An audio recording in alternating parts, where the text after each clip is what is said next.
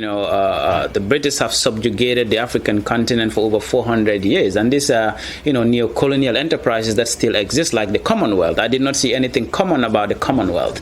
But coming into the politics of it, I wouldn't look at it just from a Gambian point of view, but I would look at it, from a holistic point of view, in a sense that, it's the Gambia, Ghana, and Swaziland. But of course, this lady from Ghana had served even in the Rawlings administration, and Rawlings was seen as a dictator to some people. As well, Tangara has served in Jammeh's government, and not just served from a peripheral point, but he was core within the Jammeh's inner circle and served, in various, key administrative positions. So in one way or another, of course, there is no way you can talk about Jammeh and then you completely, keep Tangara and other people out of it. But there is no way you can also say Tangara is the worst out there when, the lady that he's contesting against served in the J.J. Rawlings administration. Swaziland is a complete monarch. That is not a democracy. And then you look at those petitioning, Tangara. To whom are they submitting this petition to?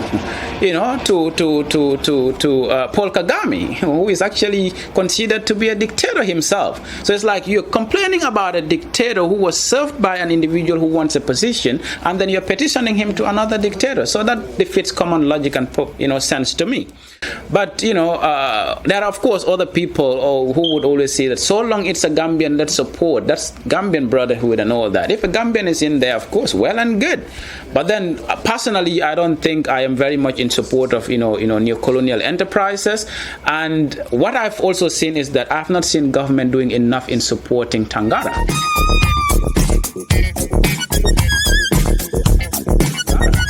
Because if the government of the Gambia vigorously went out to support Tangara and to go to other countries and to vouch for him and, of course, to give him all that necessary support, that probably this is not the level we expect his candidacy to be at. So I am a firm believer that the government of the Gambia is not really doing enough in giving Tangara the support he needs.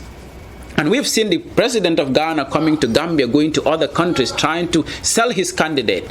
It's difficult to say, but, if this was the days of Jammeh, who is very competitive in the sub-region, and he has that authority and power and influence.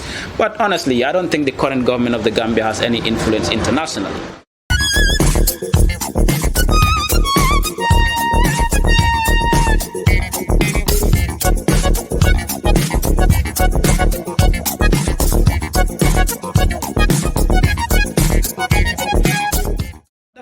About our country, we are just decision takers. We make nothing and then we influence nothing, and that is why the presidency is not even going out to make any influences. Probably they're doing through calls, but then those who really want the position are out, and then they are leaving their comfort zones to go to countries and to ensure that their candidates are supported enough. So I think the government is not supporting Tangara enough, even though the other people who are opposed to his candidacy, they have a right to and they have a point to, and some of those are very valid.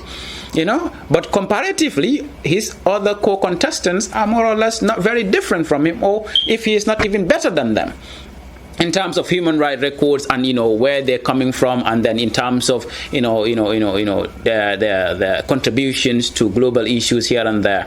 But all in all, I think the government is not supporting him enough. And also the people that are opposing him have really genuine reasons as per, their understanding of what had happened in the Gambia, and some of those frustrations, definitely have to come out, and then we should definitely expect those. There will be divergent opinions here and there, but in the end, we all know the reality about our country.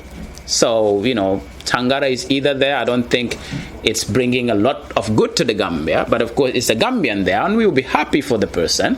But even if he is not there, no one can blame the other people that were opposing him. But of course, all would have to go back to how much effort is the government putting in Tangara's candidacy.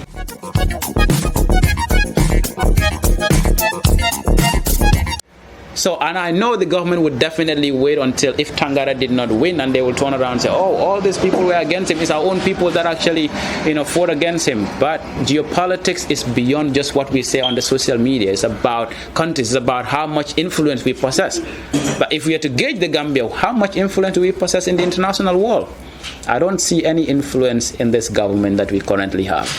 We are only listeners, and then more or less it's a bumster government. So I don't think a bumster government will make much impact internationally.